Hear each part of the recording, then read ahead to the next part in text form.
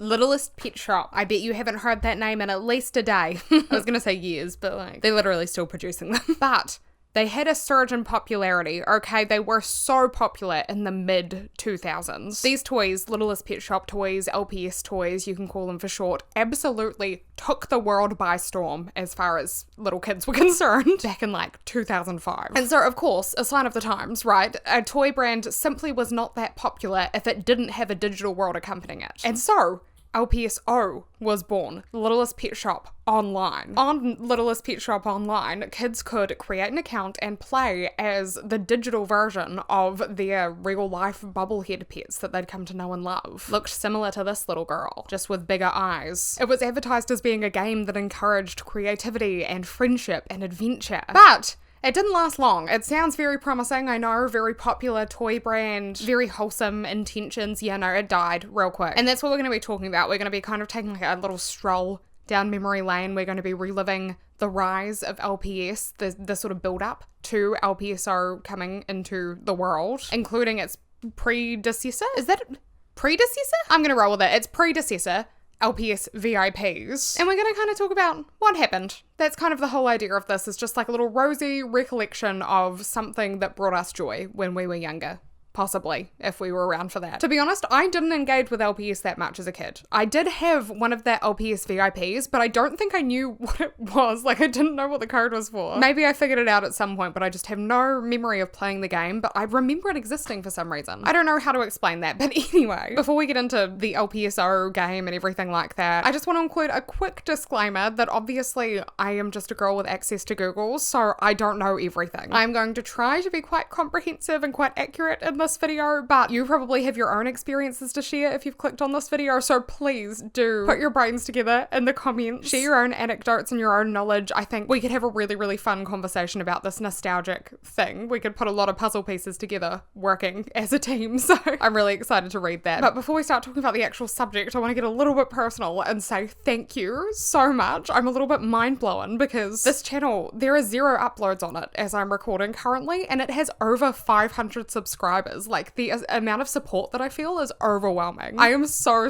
happy to see that so many of you are willing to come along on this little journey with me. So all I can really say is thank you, and I hope you love it. I really do. I think it'll be fun. And if you have any suggestions, obviously I've got a big long list of stuff that I want to look into, some nostalgic memories that I have, but I'd love to hear from you as well. Like, if there's something you'd like to see me cover on this channel, then please comment it and I'll see what I can do, because I think it'll be fun to have a sort of like mixing pot of ideas rather than just stuff that I'm familiar with. But now we can kind of get into the meat and potatoes of this topic, starting with, of course, the potatoes, the sides. We're going to talk about LPS toys. Where did they come from? Where did they go? Cotton Eye Joe, all that jazz. Because if you're familiar with LPS in general, you might know that these pets, they're owned by Hasbro. Hasbro are their breeders, essentially, but that's not where Littlest Pet Shop actually started. It wasn't Hasbro that was entirely responsible for bringing LPS to the world. It was actually a company called Kenner Toys that invented the toy line. And Kenner Toys, I don't think I've heard of it before, or perhaps I'm just not aware that I've heard of it before, but they seem to be quite the reputable toy company, or at least they were. So the company was founded back in 1947 in Ohio in the USA by 3 brothers, Albert, Philip, and Joseph Steiner. I think where Kenner Toys really succeeded is they sort of saw the potential in TV, using the television to reach their target demographic, and so they made their brand really recognizable by developing this Kenner Goonie Bird mascot. They even worked with the Muppets creator, Jim Henson, on a couple projects, which is so cool. But after 20 years of the brothers running and owning Kenner Toys, they decided to sell, and General Mills bought the company. So this is now 1967. And from there, the Kenner Toys product line kind of changed to reflect the times and also the new company that it was under the control of. So they started to make Play-Doh initially, and then I think they very much became known for specializing in making like action figures. Because I saw, like, you name the popular 80s media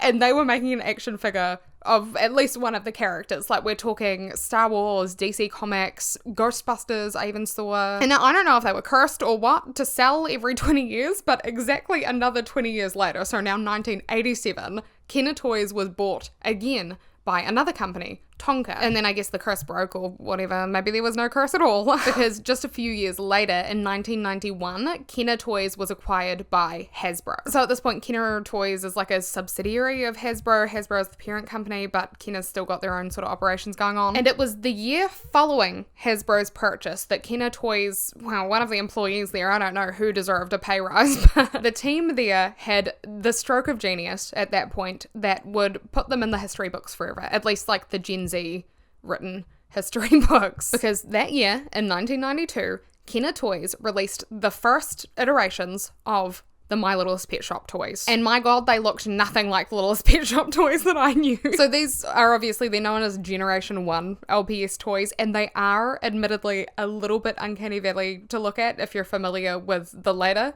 generations of LPS, but that's not their fault, okay? They started this, so we should really be putting some respect on their name, but I don't know. They seemed pretty generic just to look at, but they kind of also weren't. They were quite creative. The idea was kind of like, yeah, they'd be these cutesy little animal figurines. They'd come along with themed homes so people could collect them, but they had some points of interest. So for example, they all struck a dynamic pose that would sort of communicate some of their personality. And also, you know, this company, they made like action figures and stuff like that, so they're like, let's infuse some action into this. These toys, these LPS toys, were made to be interactive. And so, for example, they might have a moving part, think like a tail that you could wag manually, or they might be able to move magnetically. They all kind of had a special feature that made them stand out a little bit. But notably, as far as design goes, they did sort of resemble real world animals as far as colours and proportions went. They were all pretty bog standard, well, especially compared to the future generations of LPS, but the idea was definitely there. They drew the blueprints for LPS. It was like they were at the starting line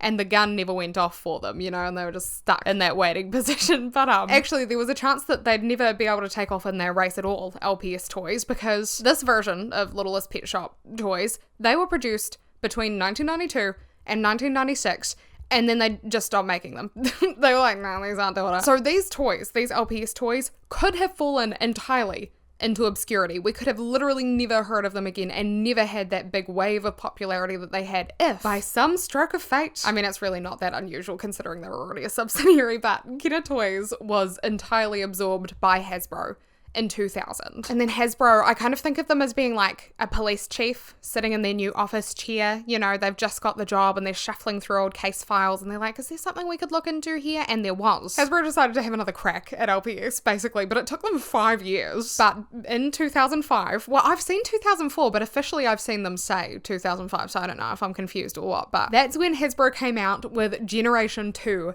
LPS toys. These are the ones that if you grew up around the same time as me, you will probably be familiar with. Like, they're probably igniting some sort of familiarity receptors in your brain. I'm not much of a scientist, but that must be what's happening. And what were these toys? They were these adorable little bobblehead animal figurines that had possibly, you could say, less personality than the Generation 1 LPS toys, but they did have a bit more pizzazz. These ones, they all had the same gimmick. So they all had like a wee magnet that was put where the toe beans on one of their front paws should have been. That was like their fun little shtick. But also individually, the LPS toys were pretty different in the sense that like some of them had unrealistic features. So they might have like floral markings, sunglasses, hair bows, the type of stuff that you wouldn't really see on your average dog or whatever. And then also others were unusual in the sense that they weren't all revolving around being your stereotypical like cute kids' toy animals, so they weren't all dogs and cats and bunny rabbits. No, you could get a little bit of everything with LPS. You could get fish, you could get ladybirds, you could get birds, you could get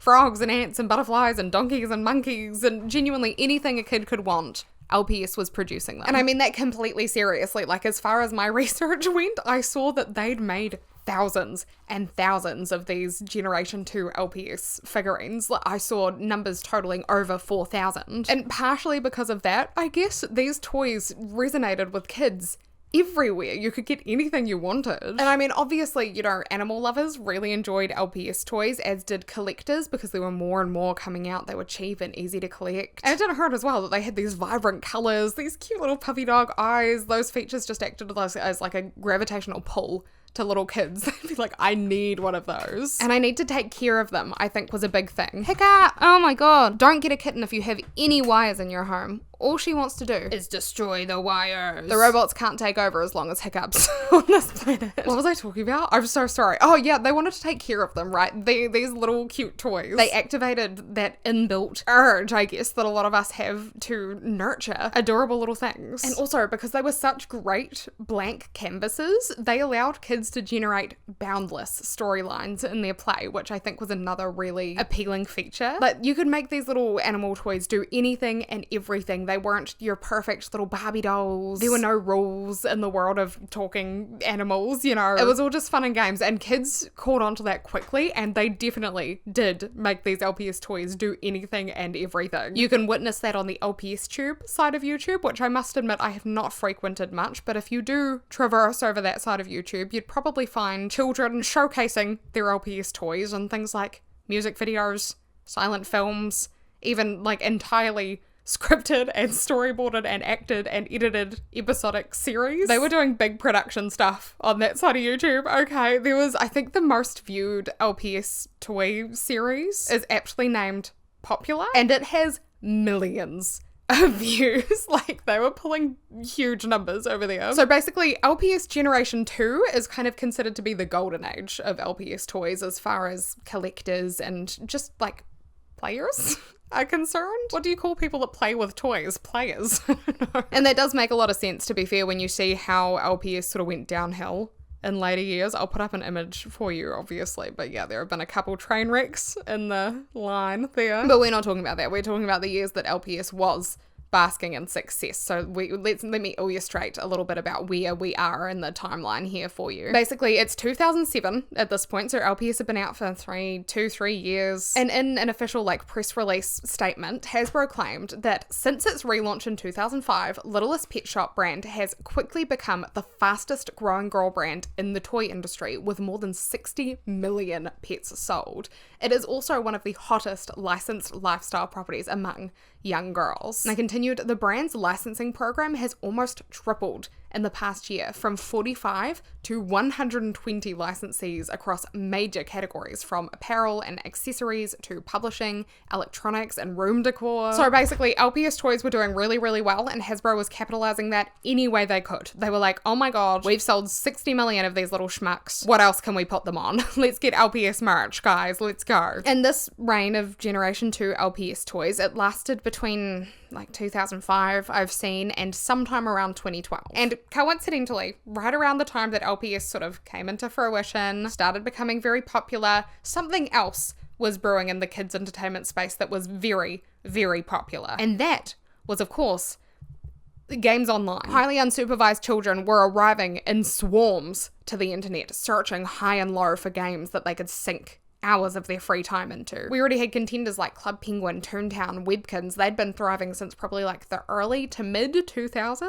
But there was still space for later arrivals, which you could tell by the success of games like Pop Tropica, which was released in only 2007. I feel like that was around for ages. Same with Mushy Monsters in 2008 was wildly successful. And do you really think that Hasbro was going to pass up on their slice of that pie? Absolutely not. No, they were not. So of course they started producing kids games, and they'd already started releasing flash games on their Monkey Bar TV website before LPSO was probably even a thought in their heads. This was like maybe 2005 they started. But on that website, I think they targeted what they'd call the boy demographic mainly. So they were kind of, their games revolved around franchises like the Transformers, Spider-Man. But within a couple of years, they recognized that there was potential for another sort of digital flash-based game surrounding a recently established brand of theirs. That being, of course, LPS. In case you couldn't guess from the title of this video, yes, LPS. They brought it to the internet. But it may or may not shock you to hear that we are not talking about Littlest Pet Shop Online yet. Gasp, I know. Yeah, we're not at that point in our timeline at all. Actually, we've only made it to the point in our timeline where Littlest Pet Shop VIPs was launched for the public in 2007. Now, I mentioned Webkinz earlier, and honestly, the idea behind Littlest Pet Shop VIPs was like copy-paste. It was uncannily similar to the Webkinz business model. So basically, Webkinz, they would sell these like physical plushies that represented digital creatures. They're like dogs. And these physical plushies, they'd come with a code hanging off of them. And so what internet savvy children would do is they'd take that code, they'd launch the Webkinz program, and they'd enter it. And that would unlock that physical plushie for in-game use, so they could play as that character. And Littlest Pet Shop VIPs were pretty much Webkinz V2. For them, it all started with 5 physical plushies. It started with a dog, a cat, a turtle, a penguin, a panda, and a dream. A dream to get lots and lots of money from the parents of little children. And notably, in this instance, VIPs did not stand for very important persons, people. It actually stood for virtual interactive pets. And basically how this all worked was kids would see these adorable little plushies and they'd beg their parents to please just spend $15 give or take on these adorable little animals that they could then use the code from to play on this new cute adorable website, please, mum and dad. And I do actually remember, like I said, I don't know if I actually played the game. I don't know if I got that far in my little kitty brain, but I definitely owned like a ladybird or something, and she had a cute little purple collar, and I loved her cute little purple collar, and I loved that plushie. But the LPS VIPs game, it kind of left a little bit to be desired. But I'll give you a rundown of how it actually worked. So basically you started the game by obviously adopting a pet, although I'm not sure that your signature would be particularly legal at the ripe old age of like 8 years old, whatever, it was part of the game. You adopted a pet, and then you could customize that pet. So you could name them, you could costume them, you could choose their favorite things. You basically stripped these pets of like all autonomy. You were like, you will have this name, and you will like this food, and you will wear this sparkly pink headband, and you will like it. And then once you were done beating your little VIP into submission, you could explore the world with them. You could go from the playground to the beach to the village to the other village. Yeah, crazy creative ideas on this game. And you could do all of that while listening to overstimulating background music.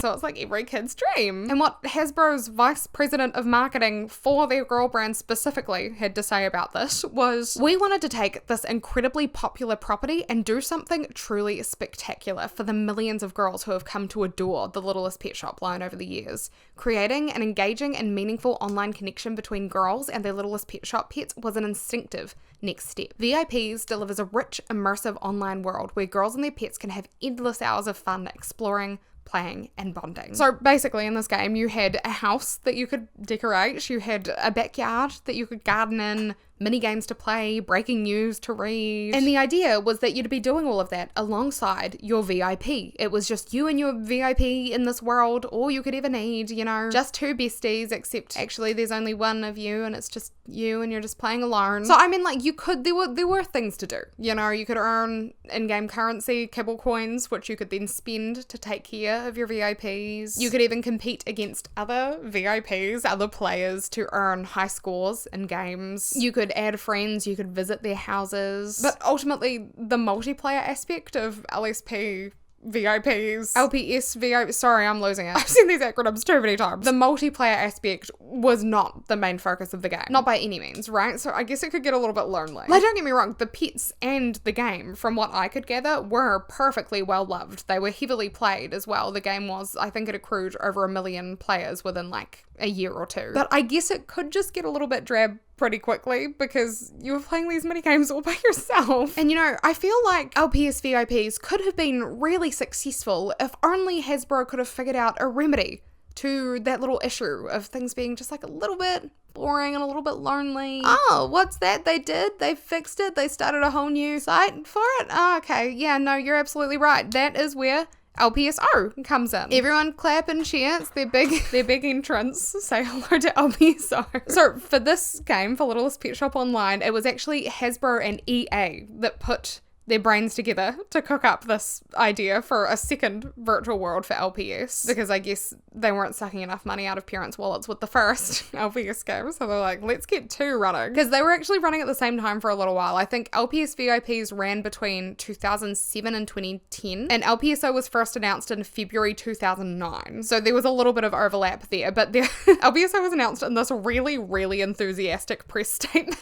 They were so excited about this, but it quotes the general manager and vice president of EA Hasbro as saying this. He said, "The creation of a Littlest Pet Shop virtual world marks the first major online collaboration designed for girls between EA and Hasbro that masterfully blends the leadership and imagination and innovation that each company brings from their respective industry." And he said all that without taking even one breath. I had to really for that. Anyway, he continued, Preteen girls spend an enormous amount of time online and are actively seeking something that they can connect and have fun with in a meaningful way. Littlest Pet Shop Online will become that safe destination where girls go to explore and interact with their virtual Littlest Pet Shop collections and friends. So this time, they were going to get everything right. This time, their goal was to give millions of girls globally a place where they can come together to connect, collect, and share in Littlest Pet Shop fun. They had all the boxes ticked. And to be honest, I guess there's only so much you can do with LPS characters in a game because LPSO and LPS VIPs were fundamentally quite similar. The idea behind it, at least. So just like on the VIPs game, players on LPSO could create and personalize their furry friends. They could earn kibble points, or I'm so sorry,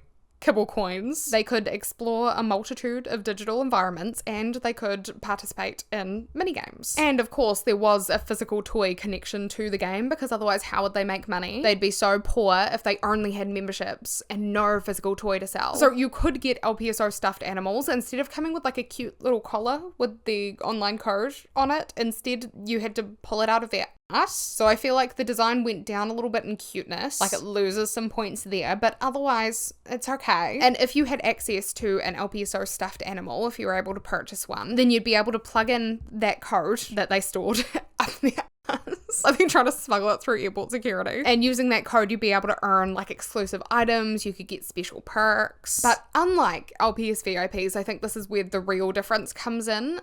There was a much greater emphasis on the social aspect of LPSO. The developers of this game, they wanted 6 to 12-year-old girls to congregate on their website, I guess, so that they could cultivate friendships that would hopefully motivate them to return to the game over and over and over again. So that was the idea behind it. Now, Hasbro and EA's joint venture, it was announced in February, like I said, but it didn't launch until fall of 2009, which we don't do. We do autumn in New Zealand, and obviously we're on like the complete opposite side of the world, so I had to look it up, but I think fall is between September and November in the USA. So sometime around then, it seems like LPS launched. Now, between 2007, when LPS VIPs was released, to now, at the end of 2009, the brand had only continued to accomplish massive feats. In 2009, Hasbro actually acknowledged that the sales of their little figurine animals, I said in the last statement that they claimed to have sold 60 million toys. This time, they were claiming over 100 million had been sold. So it was just through the roof, upwards trajectory, right? Looking really, really good for LPS. And I'm sure that they were hoping that this new venture of theirs, LPSO, would only stuff their pockets more, you know? Especially because, like I said, they so graciously, they offered not only special virtual items and benefits when a player purchased an appropriate LPSO product and entered the code in the game, but also there were subscription membership options for the truly dedicated players, right? And Hasbro and EA, they were even so kind as to give new players special deals sometimes. So for example, you might get a 30-day free trial, maybe even a 90-day free trial if you're really lucky, and that would obviously hook you in, so you wanted more and you felt like you could only play with the membership. So that's really thoughtful of them. But what did that mean, right? Being able to play with membership? We don't know what that means because we don't know what was in the game. We need to talk about that. What was there to do in LPS Online? Well, I'd say, to be fair, there was a decent amount. It was a fairly elaborate game, all things considered. It was still a kid's game, and like looking back at it now from an adult lens, does it seem boring?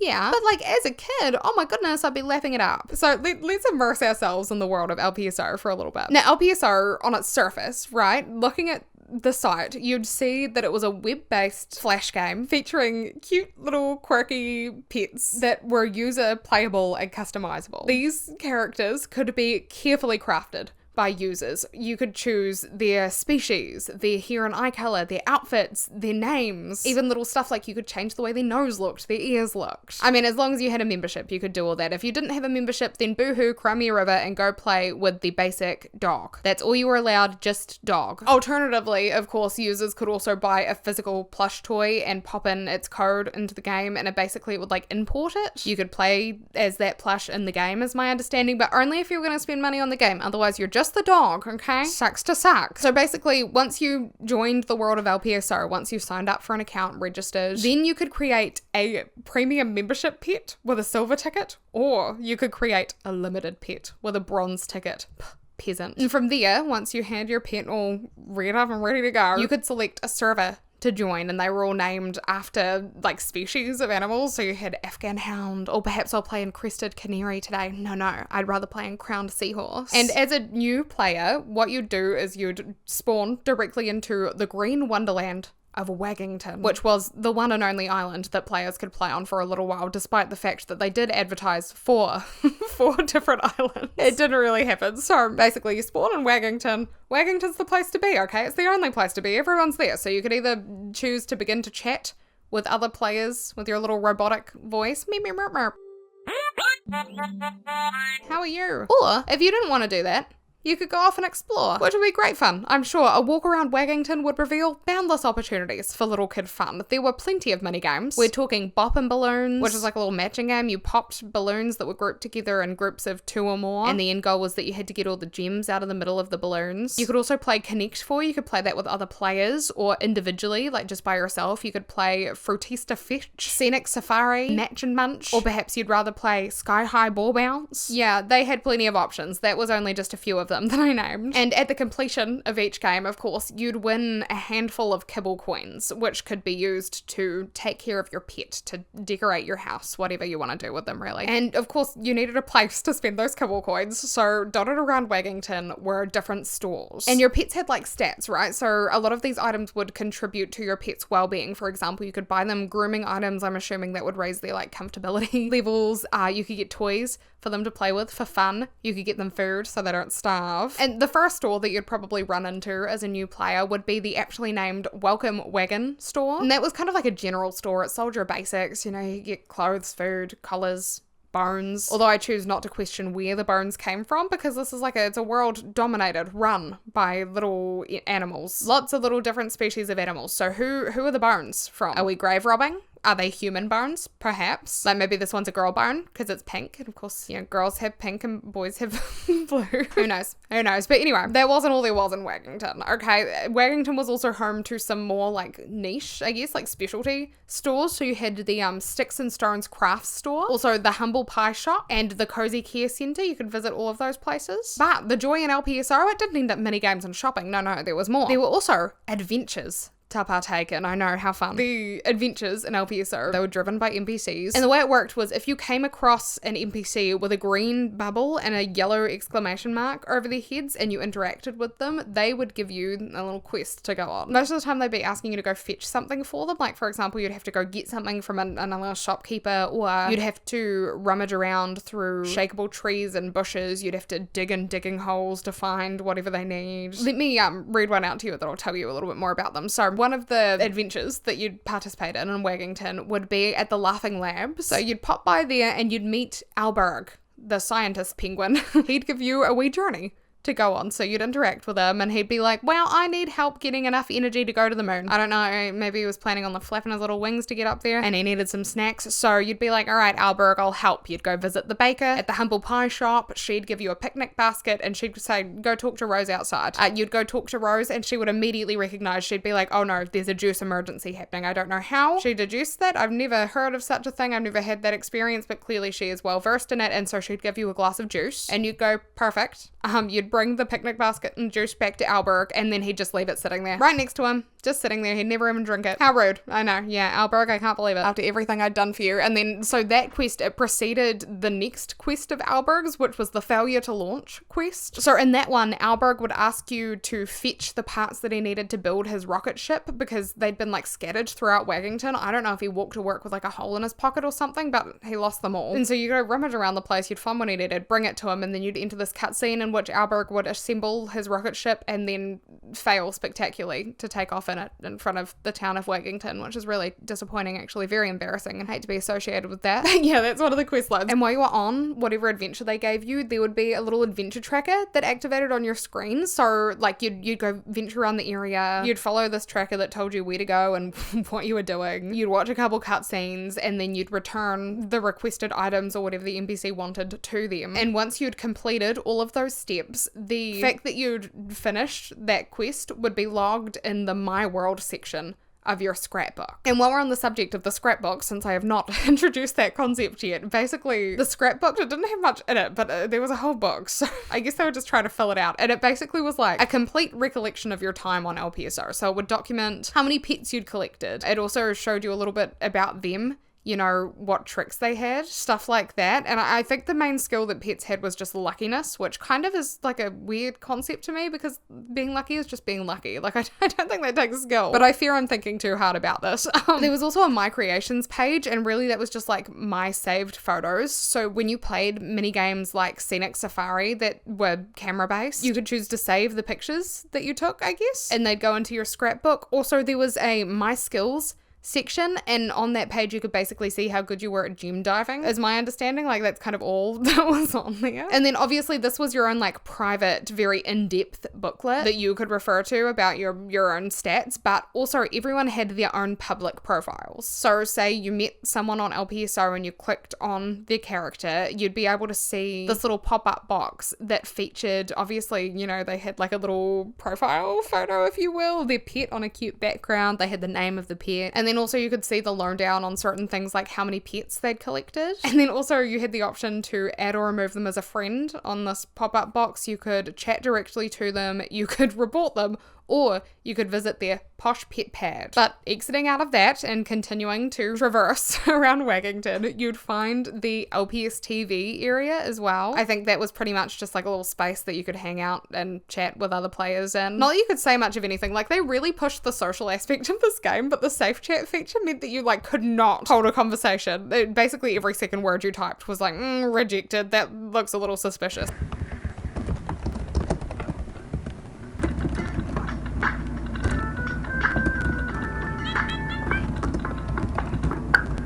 Which obviously kids just worked around anyway, like at least the attempt was made, I suppose. But also you could interact with people in other ways as well, like you could send gifts to your friends, you could play certain games together like Connect 4 I mentioned. But if you keep looking around, you'd come across the hedge maze in Waggington, which sounds like great fun, doesn't it? And also you could come by the Waggington Information Centre. Never know when you're going to need it. That's always good. So as far as like sociable multiplayer worlds go with NPCs and quests and the like, Waggington was all LPSO really had to offer for a couple of months. And then a wee while later, the second elaborate LPSO island was released. I guess Christopher Columbus must have been busy out discovering a whole new world. And what he came across in this imaginative scenario that I've created was the glamorous beachfront city of Kittywood. Now, Kittywood was an exclusive world, but kind of in like the least exclusive way possible. Basically, the first thing you did as a new player once Kittywood was released was get a pass. What you needed to do to get into Kitty World was obtain a guppy pass. So basically, you'd speak to Felina, who I think was like the unofficial mascot of LPS, like a very popular character. Or not LPS, sorry, LPSO. I keep forgetting, I leave out one letter and suddenly I'm talking about a different thing. So you go speak to Felina, she'd introduce you to LPSO, and then she'd be like, you need to find a guppy pass, it's missing. You had to find this missing pass. Everyone's very clumsy in LPSO. They just drop shit all over the place, so you'd have to go shake the shakeable trees and bushes, dig in the digging spots, and you'd find the guppy pass, bring it back to Rose, go talk to Felina, and then you'd be rewarded with the pass that you just found. And after doing all that, you could finally access Kittywood. You could see it on the map. You could also travel there in style on the back of a purple whale, which is maybe the most creative thing in the entire game. And when you arrived to Kitty World, you'd see a world engulfed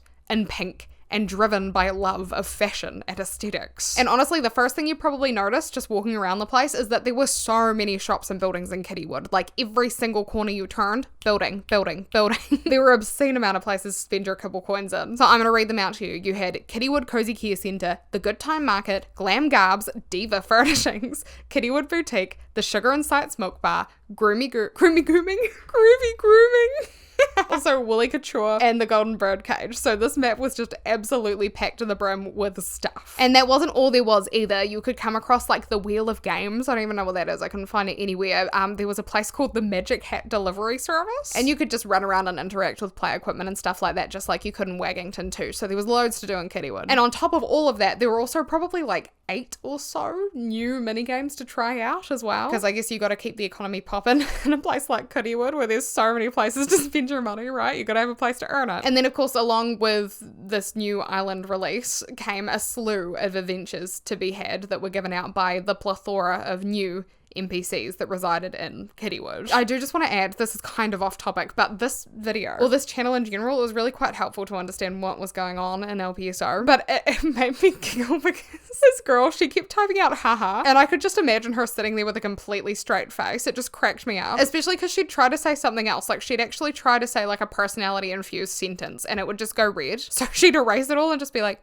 haha. Like, girl, I know you're not laughing. So, of course, these worlds, Waggington and Kittywood, they were the social places, right? They were the places that you could meet new people. But if you got sick of being around other people, which I really wouldn't blame you, then you did have a safe space to retreat to, and that was your posh pet pad, also known as your house, which I'll call it from now on. Inside your starter house, you'd find one single, incredibly bare bones room, which you could then choose to furnish and decorate with items from the shops, obviously. Like, you could get bonsai trees, coloured floorboards, you get different wallpapers, chairs, tables, desks, rugs, flowers, wall hangings, get mirrors, beds, even ottomans? I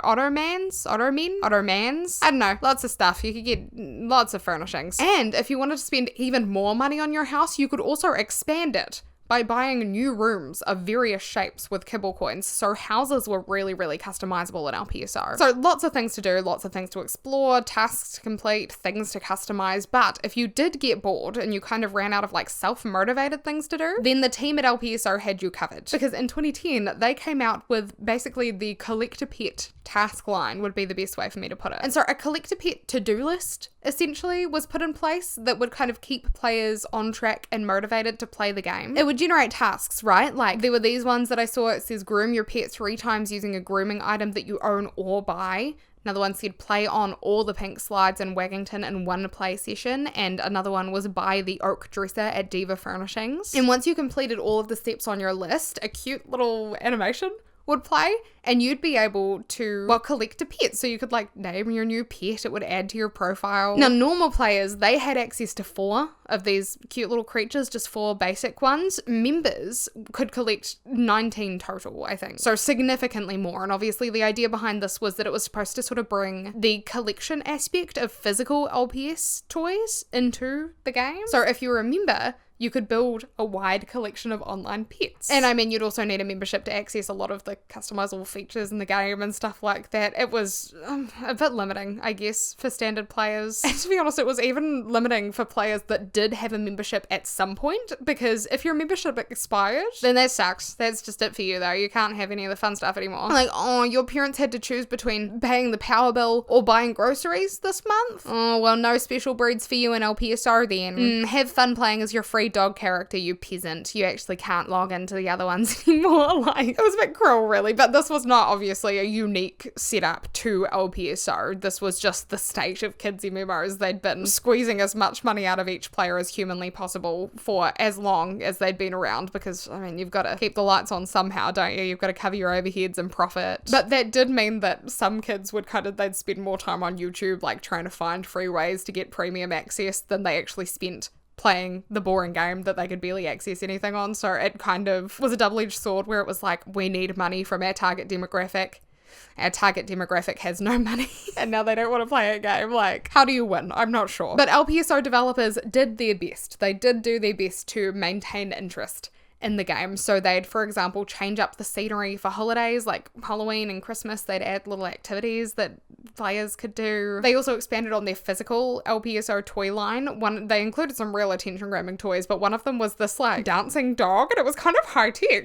You could plug it into either a computer or an MP3 player, and the dog would like dance along to whatever music that you wanted to play. So it acted as a speaker, but it also lit up and it flashed to the beat of the tunes that you were playing. Iconic. And on top of all of that, it came with a code that players could enter into LPSO to unlock exclusive in-game items, all for the low price of $24.99 USD. There was also an LPSO starter pack that was released, and that allowed kids to own figurines of the game's most iconic characters. So we're talking like Felina Merchant, you know, the one I said is kind of like an unofficial mascot. And those cost $9.99, and they came with a 30-day membership code. So I think that, yeah, they were about $3 more than the actual 30-day membership would cost, but you got a toy out of it. So win-win. And also in-game, they did have some new developments coming along. They were planning on introducing 3 new islands to LPSO. They would have been called Purbury Plains, Porpire Islands, and Furry Brook. These islands, they were mentioned in some like physical LPSO promotional sets, everything, like they were really set in stone. They were going to come to the game, and then they just didn't. Before the new environments could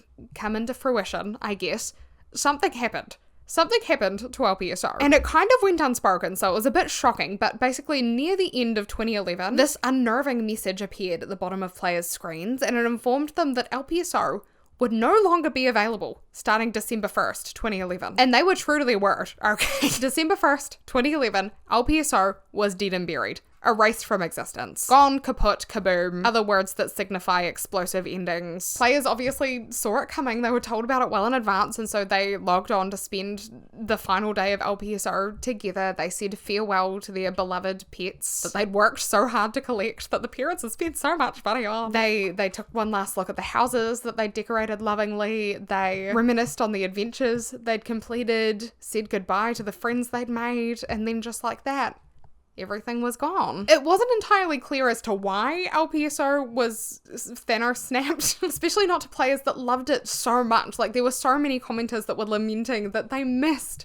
LPSO. They said, like, Hasbro, you've ruined everything. I've cried buckets over this game. I just want it back. Even people that didn't get to play were really upset about it. There was this person I came across and they seemed really distressed. They were like, I didn't even get to play it for one day. I've only just found out about it and it's not even there anymore. This is so not cool. This person, they wrote, contact Hasbro, everyone. Once they realize people want it back a lot, they will have to bring it back. I love the childlike optimism, but baby, no. It's just not going to happen. But people did not give up hope. Even in 2014, there was a petition started, and whoever started it, they pleaded with Hasbro to bring back LPSO. It's a sad read, I can't lie. They wrote, please bring back LPSO. Many of your fans, and I, really liked it. I would like to see the addition of the characters from the show along with the characters you've made, and you can give us the options of having a Generation 2, like the ones you had, or in the new style. I would really like to see the addition of new lands to explore, like Porpire Island. They're already making suggestions, so I'm like, listen, you've got other successful LPS media, can't you make this work? Please, like, I've got ideas. But Hasbro, I guess they didn't really particularly care about whether a select number of people wanted LPSO to return or not, unfortunately, because I'm guessing that the numbers kind of spoke for themselves. My assumption, because they've never really come out and said anything about it, but my assumption is genuinely just the game didn't generate enough revenue for Hasbro to justify the costs of, you know, the servers and the development, and so they decided to focus their resources on more profitable games and shut down the dead weight. Or maybe they just wanted to focus on more evergreen games. They noticed that kids were kind of growing out of LPSO quickly, potentially. I don't know, those are just theories because, like I said, nothing is confirmed. And in fact, the person that started this petition to bring LPSO back, they had another idea of what could have been going on that was so problematic that LPSO had to be shut down. They said, I know the real reason you closed down. It wasn't because you were low on funds, but because the online pet dating got out of control. We'll make sure that won't happen again. Trust kids, man. Trust kids to turn this fun, like, safe chat heavy game into a dating site.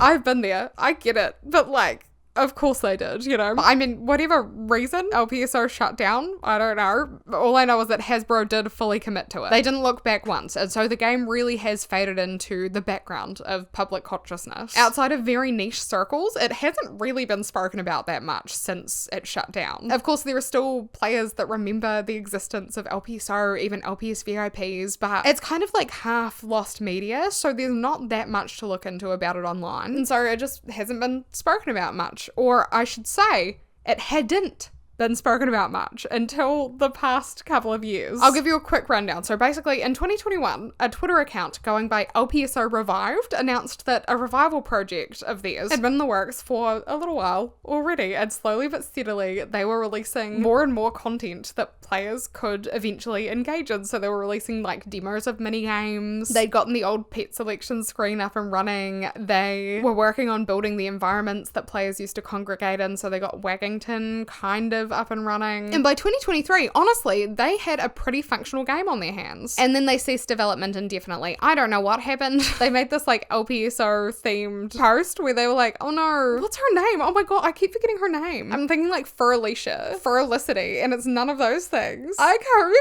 They said like she was lost in the tunnels and we can't start development again until we get her out of the tunnels. We're blind without her. And clearly she has never gotten out of the tunnels. I think she might be decomposing under the because she has not come back. There's no sign of LPSO Revived. You can still actually play the game to the extent that LPSO Revived created it at the link that I'm putting on the screen right now, because I can't say it because there's too many dashes and I am confused and I forgot it. But they describe the game as being a small peek at the full game, kind of like a proof of concept, and it's nowhere near done. I'd say it is worth a visit if you're feeling a bit like sentimental and nostalgic and you just want to have a quick little go at it. But you can't do too much in there. You can play a couple mini games, you can stop and smell the roses. It's an impressive feat, I must say. Like, I'm not trying to devalue the work that they've done. I think it's fantastic, but obviously it's not done and it's sort of been sitting unfinished for 2-3 years. But LPSO Revived, they aren't the only contenders in this game, okay? Just within this past month, so really, really recently, LPSO Live, whole different group of people, they've announced that they were going to step up to the plate to reimagine LPSO. And by that point, they'd already actually made a good amount of progress in their attempt. So right now, you can access their Creator Pet demo, and there is more to come from the sounds of things. Like, they're aiming to create a little bit more gameplay. So if you'd be keen to support LPSO Revived or LPSO Live, or both, I will obviously leave a link to their website in the description. I would certainly recommend for you to go and hype them up and be like, get this done, you've got this team. Because these like passionate, talented, volunteer developers that are willing to put all of this time and effort and even money in to revive nostalgic games for all of us, they are genuinely godsends. Like, Toontown was my childhood game. I hadn't even played it for a couple of years when it shut down, and I was gutted when it closed. But I am so grateful now for the fact that I can still revisit it after all of these years, free of charge. I can go play Toontown Rewritten. I can even play a completely different reimagined version of Toontown. And I'm so grateful for that. I don't know where I'd be without Toontown Rewritten at least. So a huge big thank you to any LPSO revival teams out there, because they're willing to keep its legacy alive in a way that Hasbro simply could not. Because realistically, Hasbro is a big company. I don't think they really care about the little people that are playing their games or whatever. They care about the money they're making from those people. So for people to have a real passion for a game and put it out there for the public to consume, I think that's fantastic, and I really appreciate that. But I will mention, on the side of like official LPS media, I mean, obviously, if you know about LPS, you probably know that there have been like TV shows and plenty of games, video games and stuff like that released. But most recently, an official Roblox LPS game has come into existence that encourages players to unleash their bubbles. Its description mentions playing with friends, building the ultimate pet collection, bobbling to the beat, exploring 7 exciting worlds, and playing pet activities. Sounds like there's a lot to do on there. Might be down the same path as LPSO. I mean, I'm guessing that if you're looking to fill the void of nostalgia, then it probably wouldn't hit the spot in quite the same way that an LPS revival would, but it's there. So I just thought I'd mention it in case it might pique your interest. But hiccups come at the perfect time to say goodbye. That's so kind, Hiccup. Because that is all I had to say about LPSO. This was kind of honestly a weird one for me to start on, because I didn't have that much experience with LPS, but for some reason, like, I had this big long list of things that I wanted to look into, and I really do have a big long list, but this one just like caught my attention. I don't know what it was, and I was like, I just need to know a little bit more about what happened here. And now I do, and I feel very at peace. And I feel like now is probably a good time to get into the sappy bits of what I wanted to say earlier, where it's just, I'm so grateful that you guys have sort of like followed me here, I guess. I feel like the Pied Piper with a bunch of rats, you know, like, come on out of the city, come to my new den. But yeah, I think this does have the potential to be a really fun space. I think, not that I focus on like doom and gloom on my other channel by any means, but like there are so no strings attached with content like this, where it's just like fun looking back with rose-colored glasses at things that we used to enjoy, or, you know, simple things, because when you're a kid you don't necessarily understand, you're not thinking about everything super in depth, so it's nice to be able to do that as an adult while also feeling that like rosy nostalgia. And I think it'll be a good way to split up talking about like popular events and pop culture and stuff on my Talia Is Not Cool channel, which obviously I love to do, and that's why I do it. And I'm so grateful that I can do that. But a little bit of variety never hurt anyone. So hopefully you enjoy this. I'm sure I'll find a way to make the schedule work for both channels. I don't know where I'll find the time, but things always work out, and they always do. So yeah, thank you so much for being here. If you're watching this, I'm getting married very, very soon. So of course I will come to you with an update on how that all goes. Not sure when I'm uploading on this channel or my main channel. Everything's so up in the air. I feel like, why did higgledy-piggledy come to mind? It's all been a bit higgledy-piggledy in my life. No, girl, think of something else. All been a bit muddled. But yeah, I'm very excited for what 2026 has to bring. Not just for me, but also for you. I hope the absolute best for you. Yeah, okay. No, stop. I'm gonna stop talking. But yeah, I guess the final thing I want to say is thank you so much. Thank you so much for being here and spending some time with me. I hope you enjoyed your time here, and I hope that you're live, laugh, loving. Keep live, laugh, loving. And I will see you maybe in my next video. Okay, bye. This is where it gets awkward and I'm like, I have to say goodbye, but I have to say goodbye. So, goodbye.